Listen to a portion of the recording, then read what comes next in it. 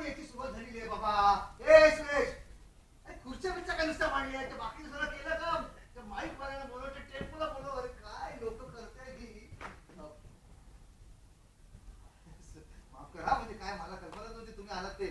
नाही आता एक 10-15 मिनिटांमध्ये कृष्णराव हेरंबकर येतील. त्यांना फोन केला होता, ते कोंबड्यांच्या गाडीत बसून येते. काय झालं, त्यांची गाडी जर तर मग कोंबड्यांच्या गाडीत बसून ते येते. एक 5-10 मिनिटांमध्ये येतील. ए बाबा, या मोनिकाबाई कुठे गेल्या? हो मोनिकाबाई, या या लवकर. काय ते सगळं तिथलं राहिलं ना करायचं. तुम्ही कुठे आहोत? अरे मी सगळे धावपळ करते. काय केलं तुम्ही तिकडे?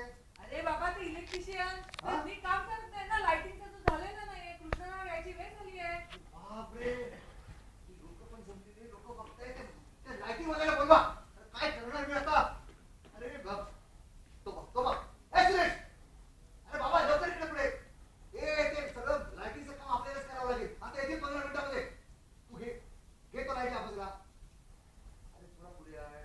अरे थोडा अजून पुढे होते. हा येऊ दे पुढे. अजून घे पुढे. घे पुढे. अरे थोडा.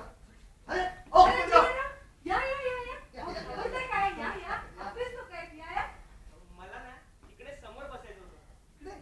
मी रस्ता चुकलो. हॉलचा दरवाजा समजून आतमध्ये आलो ना, डायरेक्ट स्टेजवर मी जातो. सध्या काय इथेच असता? तुमच्याशी नाही बोलतोय. माझ्याशी नाही बोलायला, तुमच्याशी बोलते. ए बाबा, अरे घे बाबा लवकर चल. तुमच्याशीच बोलते मी. सध्या काय इथेच असता का? हा, इथे कृष्णराव हेरंबकांच्या सत्काराला आलोय. मी आणि गुंजा भाऊंनी फार नाटकं पाहिलेत त्यांची. मग कावेरी वहिनींना नाही आणलं ते? कावेरी वहिनी कोण? काऊताई. हा काऊची ना एक मैत्रीण आहे. तिच्या भाचीला ना फुलं भरायचे. 7वा महिना लागलाय.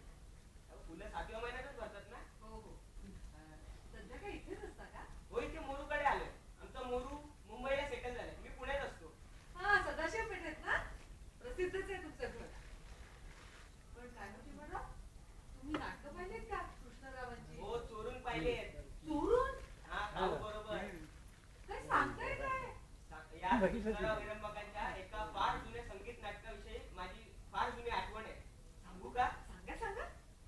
माझं ना काऊशी नुकतंच लग्न झालं होतं. काऊचंही माझ्याशीच झालं होतं. त्यावेळी नवीन लग्न झालेल्या जोडप्यांनी एकत्र फिरायला जायचं नाही, नाटकाला जायचं नाही, असले कसले नियम होते हो. त्यामुळे लोकांना चोरून नाटकाला जावं लागायचं. पण या चोरून जाण्याची एक लज्जत होती. हीच लज्जत मी एका रविवारी चाखण्याचा प्रयत्न केला. म्हणजे काय केलं काय तुम्ही? याच कृष्णराव हेरंबकांचं नाटक होतं, एकच प्याला. त्याला जायचं आम्ही गुप्तबेत आखला. हो, गुप्तबेत. काऊची ना एक मैत्रीण आहे, गुलाब भिगे. ती स्मार्ट आहे. ती म्हणाली, मी तुम्हाला या कारस्थानात मदत करते. ठरल्याप्रमाणे रविवारी ती आमच्या घरी आली. माझ्या आईला म्हणते कशी, काकू काऊला पाठवाल का दुपारी आमच्या घरी? आई म्हणाली, कशाला ग? तर ती म्हणाली, आमच्याकडे ना हळदी कुंकाचा कार्यक्रम आहे म्हणून. तर ती म्हणाली, आमच्याकडे हळदी कुंकाचा कार्यक्रम ना फार मोठ्या प्रमाणावर असतो.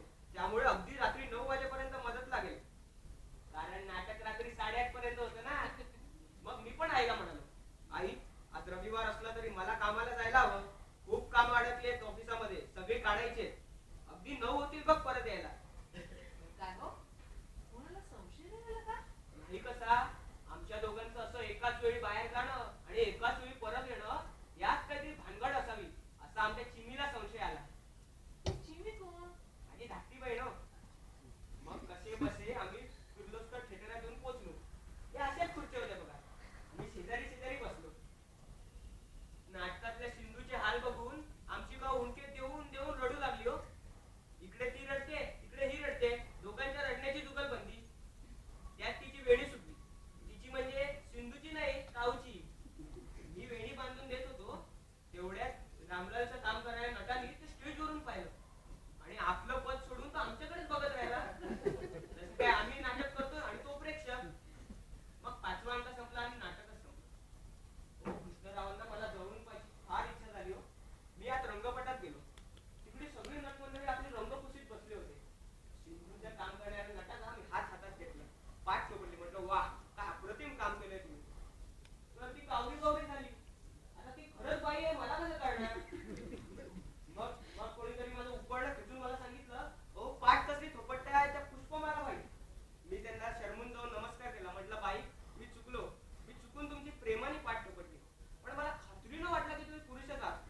म्हणजे आणखीन का बरं बरं झालं?